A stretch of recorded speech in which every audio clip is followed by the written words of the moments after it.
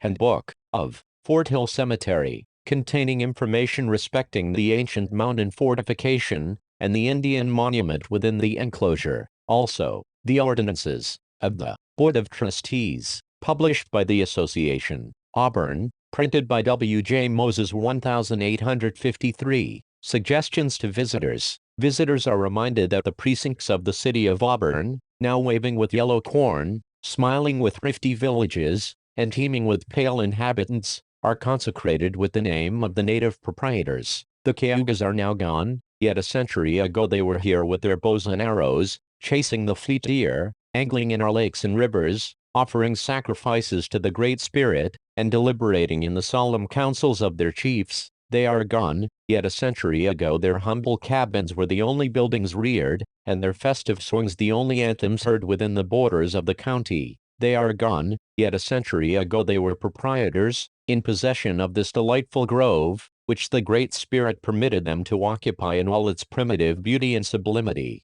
They remained here with title undisputed, and possession undisturbed until advancing columns of civilization pushed them from their hunting grounds, and ultimately denied them right to the land of their birth, and the soil that entombed the bones of their fathers. They were untaught in the sciences, but profoundly wise in the philosophy of nature. They were unacquainted with the arts and artifices of civilization. They were unused to guile, until men with paler faces taught them deceit. Although descendants of the patriarchs, the bronze upon their faces was assigned as evidence of their incapacity to hold land by the long-acknowledged right of possession. They were accused of their misfortunes, as if they were crimes against society, for which there were penalties. After perceiving the policy of their invaders, and being defrauded in their commerce with men pretending to civilization and Christianity, they became jealous of their rights. If they indulged in the spirit of revenge, it was for real or fancied injuries. If they resisted colonization, it was because they apprehended the consequences to them of that enterprise, which has driven them from river to river,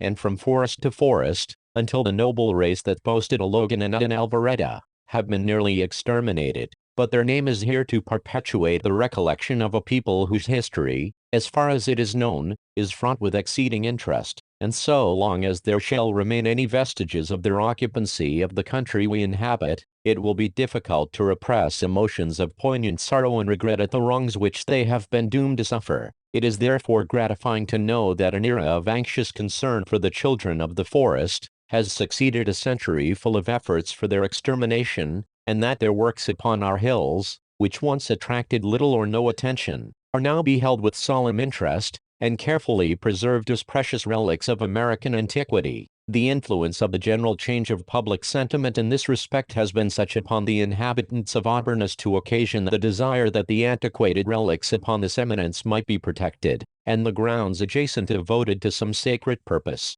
A cemetery being needed, they were at length procured, and dedicated to the purposes of Christian burial. The cemetery grounds, ye say their cone-like cabins, that clustered o'er the vale, have disappeared, as withered leaves, before the autumn's gale, but their memory liveth in your hills, their baptism on your shore, your everlasting rivers speak their dialect of yore. Mrs. Sigourney. This cemetery is located, according to the traditions of native proprietors, upon the site of one of their principal villages, and includes the remains of an ancient sacrificial mountain fortification, erected by a people wiser yet weaker than themselves, who abandoned them ere they had been fully completed. The village bore the name of Osco, one and was the probable birthplace of Logan, who in early youth, and about the year 1730, emigrated with Shekelimus, his father, from the Cayuga country to Pennsylvania, and subsequently to the valley of the Ohio, where his family were slain by Carl Cresap and his party in 1774.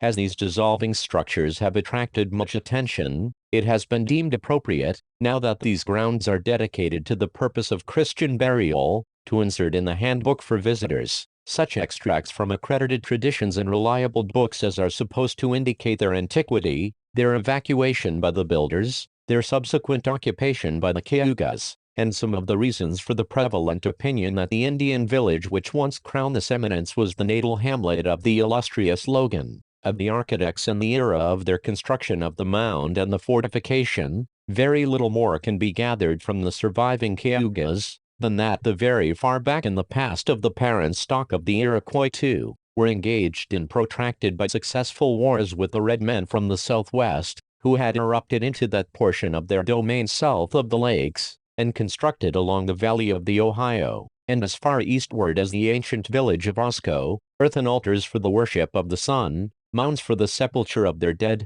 and embankments for personal defense, and that whilst they were in the actual possession of these works, and before they had fully completed them, they were forced to acknowledge the rightful sovereignty of the Iroquois over these woodlands and rivers, and to evacuate all their fortified posts east of the Mississippi. In this, all the Six Nations substantially agree, without being able to furnish any definite or even approximate dates, either of the commencement or termination of the contest. The traditions of the Mexican nations appear to be the most distinct, and therefore the most intelligible authority we have concerning as well the builders of these structures as the time when they were probably raised into being. These uniformly ascribe the erection of the works to a people denominated Alleghans, who originally hunted south and west of the Mississippi River, and assert that sometime during the 11th century, and in consequence of the revolutionary movements which preceded overthrow of the Toltec and the establishment of the Aztec Empire in Mexico, they removed northward and eastward into the valley of the Ohio and country above, where they subsisted about 300 years.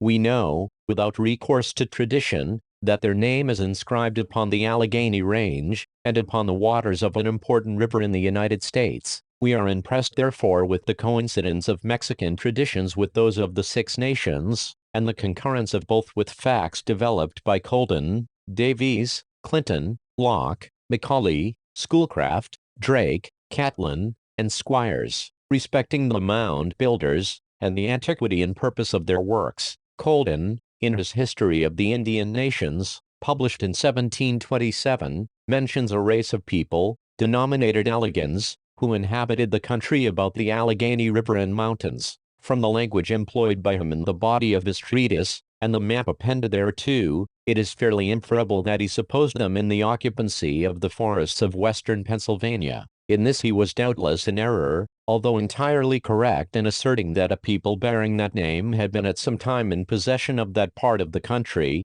for Davies, in his notes concerning American Indians, refers to a people occupying the foreground in aboriginal history, who extended over the entire Mississippi Valley, and the country below, to the borders of Mexican America, and held a higher reputation for knowledge of the arts and sciences than their successors. He asserts on the authority of Father Raymond, that they style themselves Allegui, that they exercise sovereignty over a vast area of territory, that they had orders of priesthood among them, and were worshippers of the sun. This author evidently supposed them to be extinct. 5. Clinton, in his Memoirs of American Antiquities, referred to the Alleghans. In fact, although he did not venture to indicate their name, he mentions a people, whom well-accredited tradition asserts to have been the predecessors of the Iroquois, in the occupancy of the Ohio Valley, and a portion of the states of New York and Pennsylvania, and who were the artificers of the tumuli which abound in this region. He further remarked, on authority of Pirlas, a missionary at Fort Hunter, in 1742, that the original occupants abandoned the country east of the Mississippi, anterior to the Confederation of the Six Nations, which is supposed to have been about 70 years before white men came into the country. 6. Locke averts to the superior civilization of the Mexican Indians and those who occupied the valleys of the Mississippi and Ohio at some early period, and asserts on the authority of Colden, Davies, and Clavigero, that an offshoot of the Mexican Indian stock pushed upward and eastward in the river country, in consequence of the convulsions which ultimately overbore the empire of the Toltecs in Mexico. This confirms the Mexican tradition, above mentioned, and helps the reader to an important date, viz., the era of the fall of the Toltecan kingdom. This event occurred in 1052, being 164 years prior to the founding of the city of Mexico. Macaulay, in his remarks upon the character of the Mexican Indians, and their probable advancement to the banks of the Mississippi, Missouri, and Ohio rivers,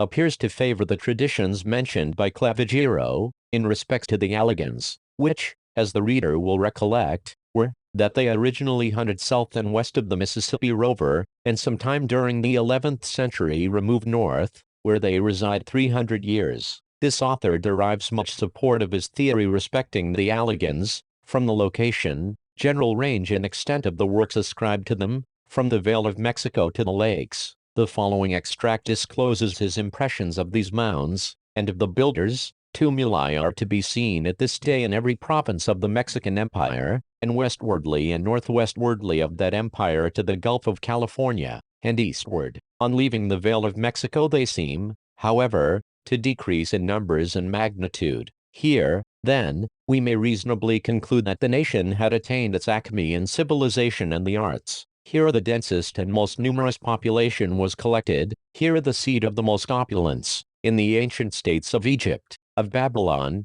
of Persia, of Greece, of Carthage, of Rome, the most splendid temples, pyramids, amphitheaters, and other public edifices were erected in the capitals, and other places containing the greatest population and wealth. The same occurs in modern Europe, and in our own country, in the valleys of the Mississippi and Ohio, which appear to have been the original seats of the descendants of the Toltecans, Acalhoans, and Mexicans. Tumulus structures and works of defense, at times approach those of Mexico in numbers, magnitude and grandeur of design. We allude to those at Cahokia, Paint Creek, Circleville, Licking, Big Grave Creek, and at Marietta. The mode of structure is the same, if we exclude the stone pyramids. In both regions we find square and round mounds or temples. In both, the defensive works are round, square, and irregular, and in some instances, made of stone. From the information we have been able to collect on this highly interesting subject, it appears that these mounds and fortifications extend from the Vale of Mexico to Lake Ontario. They are of three kinds, viz., sacrificial, monumental, and defensible, and they are found to be circular, square, and irregular in form. They are generally on commanding ground, and near water. They increase in numbers all the way to the valley of the Mississippi. These fortifications enclosed villages, towns, and cities. 7 There may have been some exceptions. The tumuli were sometimes within and sometimes without the fortifications, and were constructed for temples and cemeteries. 8 The practice of inhuming bodies in places of worship has prevailed in Europe. Even the Greeks and Romans, before their conversion to Christianity, had a custom of burying their dead, and of depositing their ashes in urns in their temples. The pagans also had temples and pagodas. The temple at Babylon resembled those at Teotihuacan and Cholula. It was a high place on which sacrifices were offered, and the doctrines of a mysterious and bloody superstition practiced. The Mexicans sacrificed animals, and sometimes human beings on theirs. So did the Indians, and it is stated on good authority, that the mounds in Illinois resembled those of Teotihuacan in shape, structure and materials, and were erected for the same purpose. Volume 2, page 140, Schoolcraft, in his report to the New York legislature in 1846, remarks that all the Republic is concerned in the antiquarian knowledge and true etymology and history of an ancient race, to whom tradition attaches valor and power, and who have consecrated their name in American geography upon the most important range of mountains between the valley of the Mississippi and the Atlantic. But the inquiry comes home to us with a local and redoubled interest, from the fact that they occupied a large portion of the western area of the state, comprising the valley of the Allegheny River to its utmost source, and extending eastwardly in undefined distance. Even so late as 1727, Colton, in his History of the Five Nations, places them under the name of Alleghans, on his map of this river. It is not certain that they did not anciently occupy the country as far east and south as the junction of Allen's Creek with the Genesee. A series of old forts, anterior in age to the Iroquois power, extends along the shores of Lake Erie, up to the system of water communication which has its outlet into the Allegheny through the Conongo. There are some striking points of identity between the character of these antique military works and those of the Ohio Valley, and this coincidence is still more complete in the remains of ancient art found in the old Indian cemeteries, barrows, and small mounds of western New York, extending even as far east as the ancient Osco. Now Auburn. The subject is one worthy of full examination. Who this ancient race were, whence they came, and whither they went, are inquiries fraught with interest. We should not be led astray, or even thrown off the track of investigation by the name. All the tribes, ancient and modern, have multiform names. This one of the Alleghans probably fell upon the ears of the first settlers, but it is far from certain that it was their own term. while it is quite certain that it was not of the vocabulary of the bold northern race, the Iroquois, who impinged upon them, it has the character of an Algonquin word. Their descendants, whoever their ancestors were, may yet exist, under their own proper name, in the far west. The Iroquois, who pushed their conquests down the Allegheny and Ohio rivers after them, did not found a claim to territory further south on the Ohio River than the mouth of the Kentucky. They pushed their war parties to the Catawba and Cherokee territories across the Alleghenies, and as far west as the Illinois. They swept over the whole region included between Lakes Ontario, Erie, and Huron, north. In the latter case, we know it was a war against the tribes of the Algonquin stock, including one branch of another, and that their own generic stock, namely, the Quadees or Huron C. Senator Doc, 1846, number 24, in a communication, addressed to Brant's Mayor, Secretary of the Maryland Historical Society, in 1845, Mr. S. remarked that the word Allegan, applied in French and English, to an ancient and long extinct people in North America, and likewise to the most prominent chain of mountains within the regions over which they are supposed to have borne sway. Our authorities, said Mr. S. respecting the ancient Alleghans, are not confined to the very late period that is 1899, which is alone quoted in, exclusively relied on by the learned Secretary of the Maryland Historical Society, nor do they leave us in doubt that this ancient people, who occupy the foreground of our remote aboriginal history, were a valiant, noble and populous race, who were advanced in arts and the policy of government, and raised fortifications for their defense. N.Y. Hist. Col. Volume 2, page 89, 91. While they held a high reputation as hunters, they cultivated maize extensively, which enabled them to live in large towns. Davies Hist. Carr.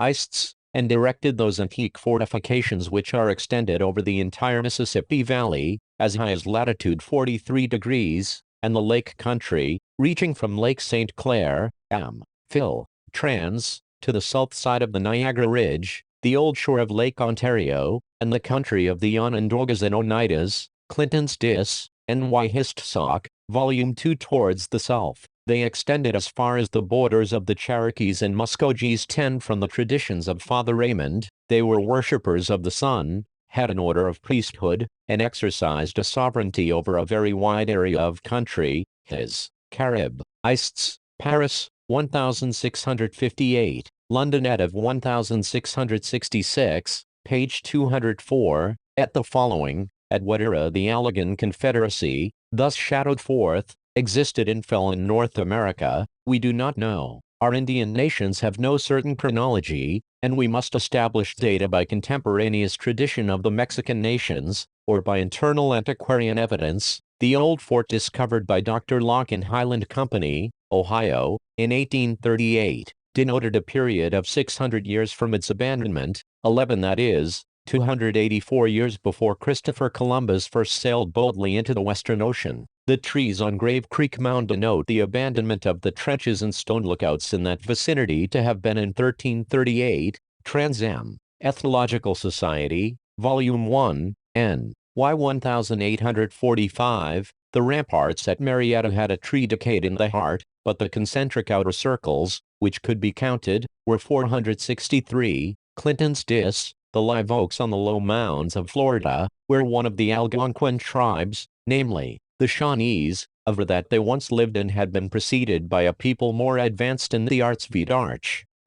Volume 1, denote their abandonment about 1145, but even these data do not, probably, reach back sufficiently far to denote the true period. If we fix upon the 12th century as the era of the fall of the Allegan race, we shall not probably overestimate the event. They had probably reached the Mississippi Valley in a century or two before, having felt, in their original position, west and south of that stream, the great revolutionary movements which preceded the overthrow of the Toltec and the establishment of the Aztec Empire in Mexican America. There are but two words left in our geography, supposed to be of the ancient Allegan language. These are Allegheny and Yayagani, the latter being the name of a stream which falls into the Monongahela, on its right bank, about 20 miles above Pittsburgh. Tradition, not of the highest character, gives us the words Talaju, or Talagui, as the name of this ancient nation, although it is nearly identical in sounds with the existing and true name of the Cherokees, which,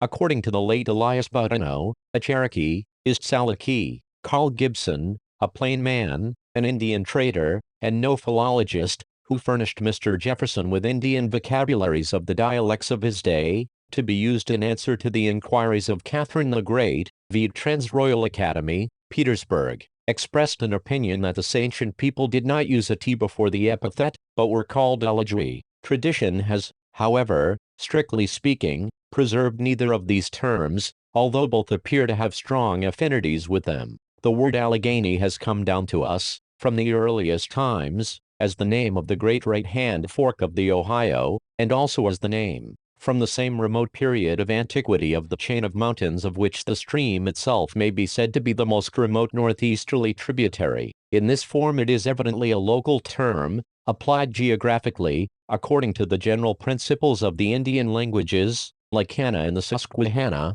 and Hannock and Rappahannock, which appear to denote, in each case, a river, or torrent of water. By removing this local inflection, we have Allegan, as the proper term for the people, and I have felt sustained, by this inductive process, in regarding Allegan as the original cognomen of the Moundbuilders of North America. Other authorities, concerning the Alleghans, might be cited, if further evidence were wanting to establish the former existence of such a people, but as ethnological writers of recent date generally concur in the statements of Colden, Davies, Clinton, Macaulay, and Schoolcraft, it is scarcely necessary to add their testimony. So well indeed has the facts been established, that the Alleghans were the predecessors, not only of the Iroquois, but of other modern Indian nations, that learned and patriotic men who have recently suggested the propriety of applying their name to the country in which we live. 12. In respect to the character of the Alleghans, and of the extent of their civilization, we have the authority of Raymond, Colden, and Davies, for believing that they possessed some knowledge of husbandry, and of civil polity, that they had orders of priesthood, and were worshippers of the sun, that they fused some of the harder metals, and manufactured baskets and wampum cloths, that they raised fortifications for their defense, are altars for sacrifice and worship, and mounds for sepulture of their dead, and that in these respects they resembled the native inhabitants of Mexico. Like the pagans of the Eastern Hemisphere, they were without any just ideas concerning the deity, but were impressed with the reality of the existence of some great, eternal cause of the earth and its inhabitants, of some wonderful intelligence, of some irresistible power to create, to preserve, and to destroy, some supreme monarch, who directed the movement of the stars, and the ebbing and flowing of the tides, the changes of the seasons, and the growth and decay of vegetation, and of men. They saw the effects, and personally felt the genial influence of the orb of the day, and discovering no other object in the heavens above nor in the earth beneath so beautiful, powerful, or sublime, they devoutly worshipped it as a god. To this effulgent deity they heaped up tumuli of earth in convenient proximity to their cabins, and generally near the center of their fortifications, before which they adored, as the incense from their altars ascended toward heaven. Such, it is believed, were the people whose name has been inscribed in imperishable characters upon the most important range of mountains between the Atlantic border and the Mississippi, and who constructed this mountain embankment for the inhabitants of Auburn to demolish or preserve. They were once here in the full tide of forest life and of power. They were regarded, however, as trespassers upon the hunting grounds of the Iroquois, by whom they were compelled to evacuate the fortress. They retreated towards the country from whence they came. They are now without nationality, and are completely merged with other races, or have disappeared forever from the theater of life. They are supposed to be extinct. Having proceeded thus far with the perusal of this sketch, the reader will naturally inquire more particularly respecting the actual condition of these works when they were first observed by white men. This inquiry deserves an answer in this connection. After the Treaty of Albany, concluded on the 25th day of February 1789, by which the Cayugas ceded their possessions to the state of New York, the government directed the lands to be surveyed with others, comprising the so-called military tract. Several years were occupied in making the survey and allotments requisite to proper alienation of the same in parcels. In the filed notes of these surveys, Return to the office of the Surveyor General. There was a reference made to an Indian fort on an eminence near the Osco River, in the Cayuga Tract, in the county of Onondaga. 13. The country about Auburn was soon after patented out to soldiers of the Revolution and settled. It is not known that any of the white settlers observed these works prior to 1800, with much attention. It was the recollection of the late Hon. Elijah Miller, in his lifetime, that he had heard it stated by those who settled here prior to himself, that some part of this fortification was 6 feet high at the commencement of the present century, and his impressions were that parts of it were nearly of that height when he first saw it himself, about the year 1810, but the entire hill was then covered with a heavy growth of forest trees, many of which surmounted the embankments, and others stood in the moats, partially obscuring both from the casual observer. It is very probable that the works were more prominent then than they are at present. In the year 1825, Macaulay, the historian, visited the works and noted their condition in his History of the State. He found the embankment in 8 pieces, varying from 3 to 100 paces, with intervals between each piece. This has the same number of pieces with intervals, the pieces in their lengths invariably corresponding with those of the rampart. The entire circumference is 436 paces, equal to 1,380 feet. The length of the enclosure is 134 paces, and the breadth 110. Its form is as near that of a circle as the nature of the ground would admit. The bank is from 2 to 2.5 feet high and from 8 to 10 broad, and is made of earth taken out of the ditch, the latter being from 1 foot to 18 inches deep. The lands on the east and west sides fall at first moderately and then rapidly, on the south abruptly, and in the direction of the village gently. We examined the stump of a chestnut tree in the moat, which was 3 feet 2 inches in diameter, 2 feet and a half above the surface of the earth. A part of the trunk of the same tree was lying by the stump. As this tree had been cut down, we endeavored to ascertain its age, and for this purpose we counted the rings or concentric circles, and found them to amount to 235. The center of the tree was decayed. This part we estimated at 30 more, making in all 265 rings or circles, and at least 5 years had elapsed since the tree was felled, and there were evident marks upon the stump and trunk that it was consumptive long before. This tree, then, was 270 years old at least, when it fell, which carries us back to 1555.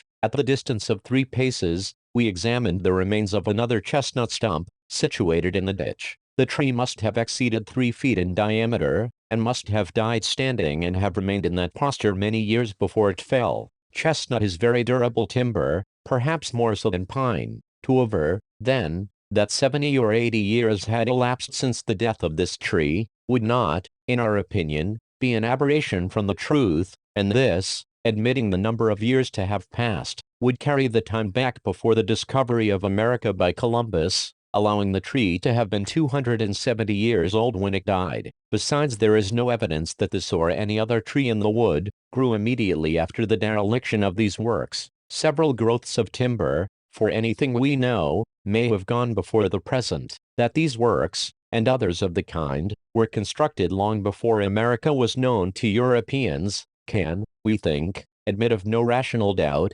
14. In 1845 the works on this hill were examined by Schoolcraft, in pursuance of instructions of the Secretary of State. He was accompanied by S.A. Goodwin, Esq., a friend of himself, and by J.H. Bostwick, Esq., an engineer, who provided him with a survey and diagram of the fort. In his communication to the Secretary, he mentions the ancient name of this hill. 15 is derived from an Onondaga chieftain, and describes the fortification as follows. The eminence called Fort Hill, in the southwestern skirts of Auburn, has attracted notice from the earliest time. 16 Its height is such as to render it a very commanding spot, and crowned as it was with a pentagesimal work, earthen ramparts and palisades of entire efficacy against Indian missiles. It must have been an impregnable stronghold during the periods of their early intestine wars. The site of this work is the highest land in the vicinity, and a visit to it affords one of the best and most varied views of the valley of Osco, and the thriving and beautiful inland town of Auburn, with its public buildings, prison,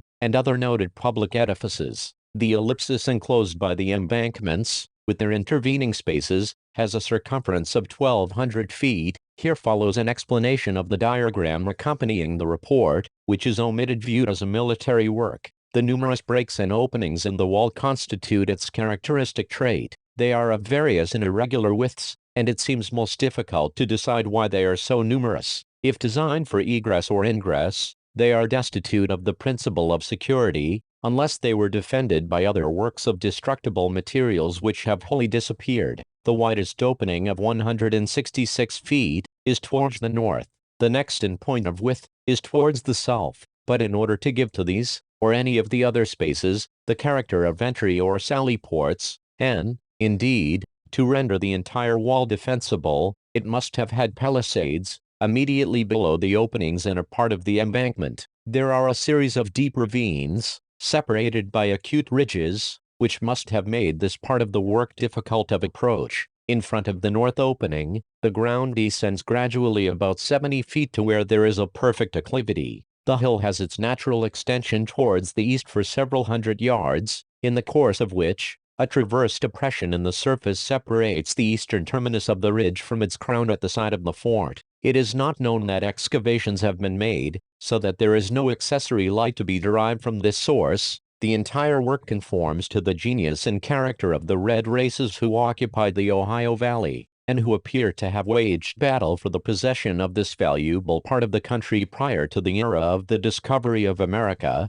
and ere the Iroquois tribes had confederated and made themselves masters of the soil. That the art of defense by field works was cultivated by them, is denoted by traditions as well as by the present state of our antiquarian knowledge. 17. In the year 1850, this noted spot was visited by another eminent antiquarian, Mr. E.G. Squires, afterwards minister to Central America. In his work on the antiquities of New York and the West, subsequently published, he refers to the fortress of Osco in the manner following: one of the best preserved and most interesting works in the state is that overlooking the flourishing town of Auburn. It is situated upon a commanding eminence, which rises abruptly from the level grounds upon which the town is built, to the height of perhaps 100 feet. It is the most elevated spot in the vicinity, and commands a wide and very beautiful prospect. The ground occupied by the work subsides gently from the center of the area, but exterior to the walls are steep acclivities, rendering approach, in nearly every direction, extremely difficult. These natural features are indicated in the plan, a diagram prepared by himself, which obviates the necessity for a detailed description. Upon the south are several deep gullies, separated by sharp ridges, rendering ascent at this point, in the face of determined defenders, entirely impracticable. It has been conjectured, by some, that the walls here have been washed away, but it is clear that there was a slight necessity for any defenses at this point, and that none ever exited beyond what may still be traced. The number and relative proportions of the gateways, or openings, are correctly shown in the plan. That upon the north is 160 feet wide, that upon the east 60 feet, and that upon the west 30 feet. These wide, unprotected spaces would seem to conflict with the supposition, so well sustained by its remaining features, that the work had a defensive origin. It is not improbable, however, that palisades extended across these openings, as well as crowned the embankments, for, without such additions, as has already been observed, the best of these structures could have afforded but very slight protection. The embankments of this work are now between 2 and 3 feet in height, and the trenches of corresponding depth. The area of the work, and the ground around it, are covered with forest trees. These are several depressions, which probably were the caches of the ancient occupants. 18. It is said that a number of relics have been recovered here from time to time, and, among others, the head of a banner staff of thin iron, 14 inches long and 10 broad. This is, of course, of French of English origin, and was probably lost or buried here by the Indians, into whose hands, by purchase, or capture, it had fallen. We may, perhaps, refer it back to the days of Champlain and Frontenac, when the armies of France swept the shores of the western lakes, in the vain hope of laying the foundation of a Gallic empire in America. This relic is now in the possession of J.H. Chettle, Esq., of Auburn. 19. Whilst these three several descriptions are explicit, and very satisfactory in respect to the fortification, they fail to enlighten the reader respecting the sacrificial mound within the enclosure. The elevation there, which was plainly visible before this portion of the grounds was graded for cemetery purposes, appears to have escaped their notice. Yet such a tumuli was a concomitant of all the fortified villages of the Alleghans. They always had their place of worship, and that place was as generally within the walls of their fortress, as the place for the burial of their dead was without. Hence, it may be assumed, with a certainty nearly absolute, that an earthen altar, for sacrifice and worship, once existed at or near the spot selected for the site of the monument to be erected to the memory of Logan. These, then, are the precious relics of a race of people, who probably retired from this eminence during the 13th century, who were wiser yet weaker than the Iroquois, and unable to maintain their position here against the superior military force of those who claimed the country as theirs. The Alleghans receded to the valley of the Ohio, and thence to the country from whence they came, leaving their fortress, their altar, and the ashes of their dead behind them. What a volume of reflections is suggested to a contemplative mind, by an inspection of these moldering ruins! The remote origin and ante-Columbian history of the Iroquois are, as yet, enshrouded with much obscurity. The feeble light of tradition, however, reveals some of the leading events which preceded their discovery by the whites. It informs us, says the author of a valuable work respecting the Haudenosaunee League, that, prior to their occupation of New York, they resided in the vicinity of Montreal, upon the northern bank of the St. Lawrence, where they lived in subjection to the Adirondacks, a branch of the Algonquin race, then in possession of the whole country north of that river. At that time they were but one nation, and few in number. From the Adirondacks, they learned the art of husbandry, and whole associated with them,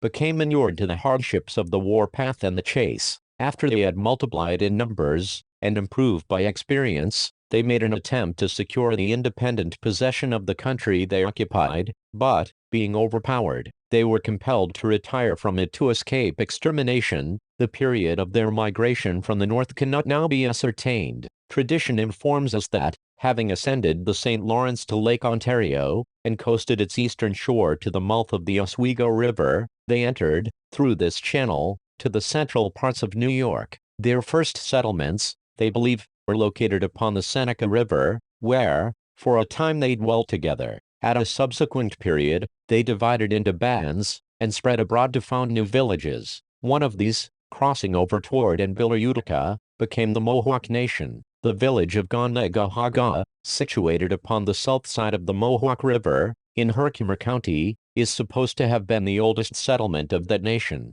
For some years, the Onondagas and Oneidas were one nation, but a part of them having become established at Gonolohale, east of Oneida Lake, in time became independent, while the other, planting themselves in the Onondaga Valley, and on the hills adjacent, became also a separate nation. In like manner, the Cayugas and Senecas were many years united, and resided upon the Seneca River, but one band of them, having located themselves upon the east bank of the Cayuga Lake, grew up into a distinct nation, while the residue, penetrating into the interior of western New York, finally settled at Nundawayo, at the head of Canandaigua Lake, and there formed the nucleus of the Seneca Nation. The Tuscarora subsequently became a nation, and were located west of the Senecas. These composed the Six Nations, so called, of the New York Indians, whilst occupying the northern portion of the state, and claiming the country southward and westward to Ohio, but at what period they have no chronology.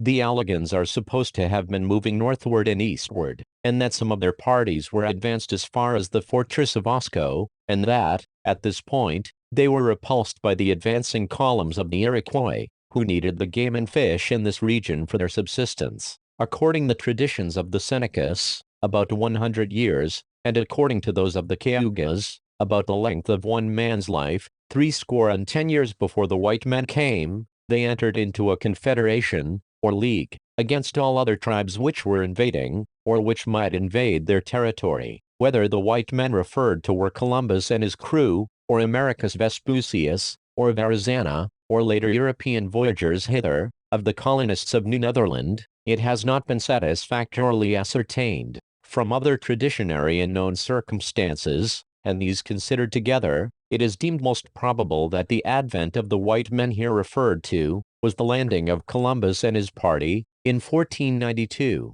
Be that, however, as it may, It is certain that, at some remote period, they confederated, 21 and joined in a movement to expel the Alleghans from their country, and that a protracted war thereupon ensued between them. In that war, whenever it occurred, the Cayugas made conquest of Osco, and went into constructive possession of it under that right. As has been intimated, the traditions of the Iroquois respecting the time of this conquest are indefinite, and when considered by themselves, are very unsatisfactory. But, when considered with the traditions of the Mexican Indians, and with the statements concerning the probable ages of the trees upon this fortification described by Macaulay, the inference that the conquest of this post occurred at some time during the 14th century is almost irresistible. 22 After taking this post, it is supposed that the warriors of the Cayuga nation pursued their retreating enemy, leaving their women and children in the occupancy of the Allegan cabins upon this hill. Suffice it for this sketch, however, that the Cayugas went into possession of Osco about the year 1310, and thenceforward, for more than 400 years maintained a village within and around this fortress. 23 Overlooking, as it did, the surrounding country, it was a position highly eligible for observation, for comfort, for security, and for council meetings, and it need not now be said that the occupants were wise enough to improve such great local advantages. They made it the residence of their senators, or sachems, among whom, in the year 1730, was Shekelimus, the father of Logan. The Cayugas were divided into 10 tribes, and were entitled to a representation of 10 senators, or sachems, in the Grand Council of the Iroquois, being 1/5 of the whole number of sachems in the Confederacy. They were also entitled to as many military chieftains as they had sachems in the Grand Council, and to a greater number when there were urgent reasons for the increase. They were renowned among the nations for the wisdom of the sachems, and the bravery and heroism of their chieftains and warriors. It is the concurrent testimony of nearly all Indian writers, however, that they were more inclined to peace with other Indian tribes, and with the early white settlers of the country,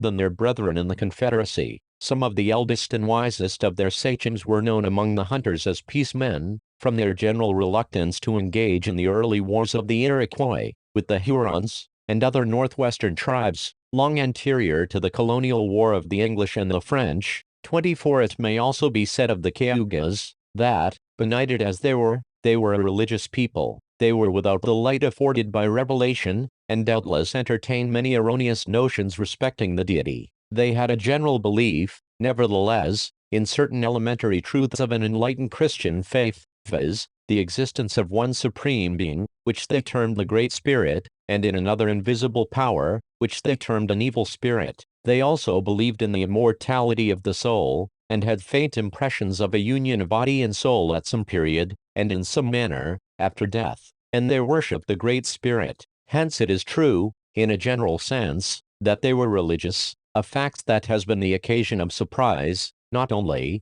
but of the admiration of those who have taken the trouble to examine the subject. The personal existence of an invisible but ever-present deity, says a reliable author, was an intuitive belief with the Iroquois, which neither the lapse of centuries could efface, nor human inventions corrupt. If, by the diffusion of this great truth, they did not escape the spell of superstition which resulted from their imperfect knowledge of the Supreme Being, and their ignorance of natural phenomena, they were saved from the deepest of all barbarisms, an idolatrous worship. They believed in the constant superintending care of the Great Spirit, and that he ruled and administered the affairs of the world, and the red race, as Moses taught that Jehovah was the God of Abraham, Isaac, and Jacob, and of his chosen people. So the Iroquois regarded the Great Spirit as the God of the Indian alone. They looked up to him as the author of their being, the source of their temporal blessings, and the future disposer of the felicities of their heavenly home. To him they rendered constant thanks and homage for the changes in seasons, the fruits of the earth, the preservation of their lives,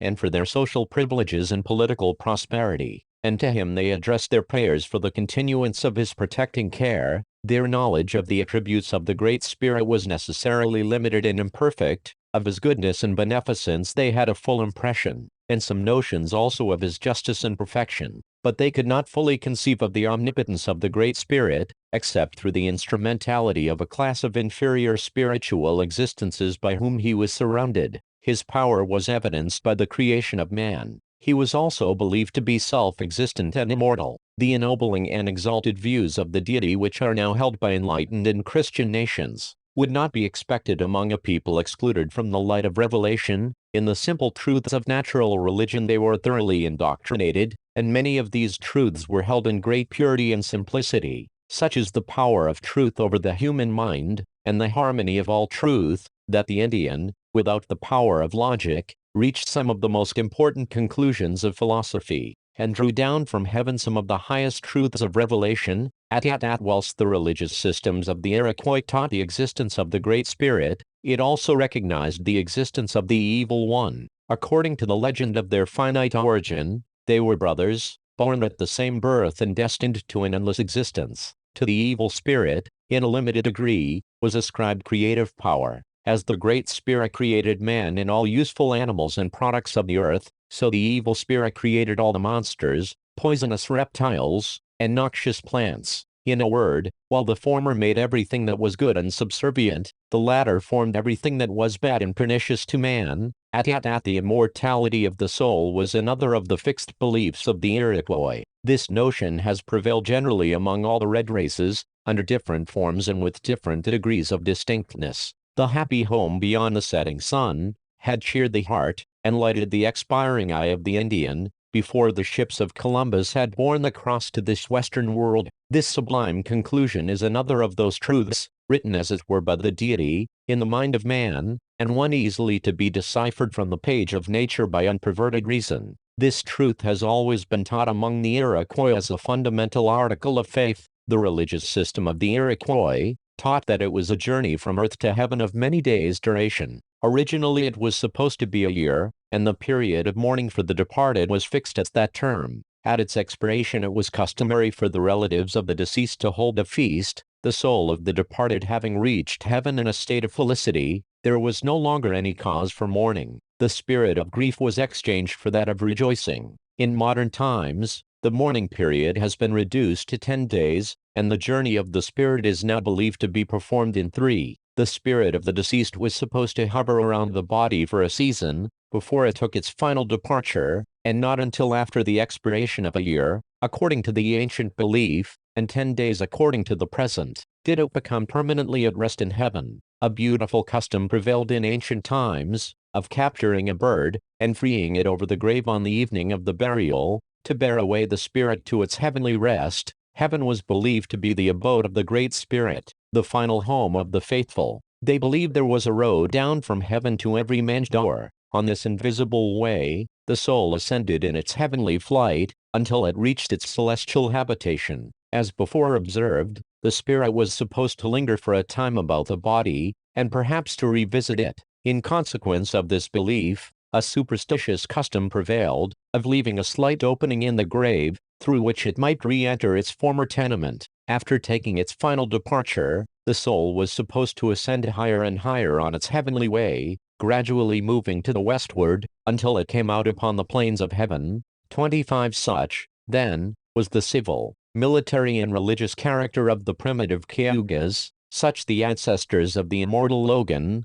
during the period of their occupancy of the fortress of Osco. We now come down to the closing scenes of the 17th century, when the rapacity of white men, however menacing it may have appeared in the distance, had not actually reached the Cayugas. They were then here in the felicity of their forest life, yet had extended their ranges for game southward, beyond the present borders of the state. At this epoch, it would seem, from tradition and the writings of Loskiel, Heckewelder, and Colden, that some of the Cayuga tribes found it expedient to remove their fires to Shamokin, Pennsylvania. That among these immigrants to that country were the sachem Shekelimus and his 2 youthful sons, one of whom it was who afterward became so justly conspicuous in American history, and that soon after reaching that place, the sachem embraced the doctrines of Christianity, as they were expounded by the Moravian missionaries at that station, sustaining a high reputation for wisdom and counsel, and being the patriarchal and civil head of that portion of his people. He was a fit person for the conciliatory office to which he was afterwards appointed by the authorities of the Pennsylvania colony. For many years, he was the agent to transact the business of the government with his people in that vicinity. Whilst discharging those duties, He permitted the English name of Logan to be conferred in baptism upon his second son. Shekelimus and his family were converts to the Pacific doctrines of William Penn. Osco village was abandoned by the Cayugas in 1789. Small reservations of land, near Cayuga Lake, were held by a few of them for some years afterward, yet they were found to be of little use to their occupants, in the face of the invincible columns of emigration which were daily pushing their way into the country around them. Such is a brief sketch of some of the facts and circumstances relating to the construction of the ancient mounds upon Fort Hill, such the incidents and reminiscences associated in the history of its aboriginal occupants. Alas for them, their day is o'er, their fires are out from shore to shore, no more for them the wild deer bounds, the plow is on their hunting grounds, the pale man's axe rings through their woods, the pale man's cell schemes o'er their floods, their pleasant springs are dry, their children look, by power oppressed, beyond the mountains of the west, their children go to die.